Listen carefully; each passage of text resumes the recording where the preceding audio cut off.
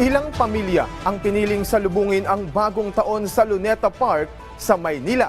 Naging makulay naman ang fireworks display na itinampok sa parke. May balitang pambansa si Vel Custodio ng PTV. Mula Los Baños, Laguna, dumayo pa ang pamilya ni Janet sa Luneta Park para salubungin ang bagong taon. Para iba naman, kasi usually sa bahay lang kami every New Year, tapos napapanood namin rin sa TV na may mga nagpupunta dito. Nagbalikbayan naman si Ann kasama ang kanyang partner para sa bagong taon.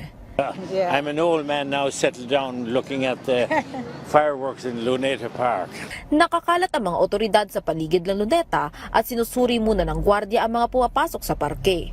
Naging payapa naman ang paligid sa Luneta habang hinihintay ang pagsalubong sa bagong taon. 3, 2, 1!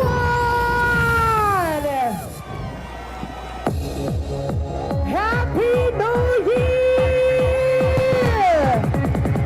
Makukulay ng fireworks display naman ang sumalubong sa 2025 sa Manila Clock Tower sa Manila City Hall. Dito ang naging sentro ng New Year countdown ng lungsod. Kasabay ng pagpapalit na taon, ito rin ang unang pagkakataon na inilawan ang Manila Clock Tower. Kaya naman, dinarayo rin ito hindi lang ng mga Manilenyo, kundi maging ng mga mula sa karatig probinsya. Present din sa programa si Manila City Mayor Hani Lacuna at Vice Mayor Yul Servo. Ibinahagi naman ng mga nag-aabang ng pagpapalit ng taon ng kanilang New Year's resolution at hiling sa taong 2025. Mas marami yung maging savings namin. Magkakaroon tayo ng upcoming election sa May. So yun nga ang wish ko is na maging mapayapa siya.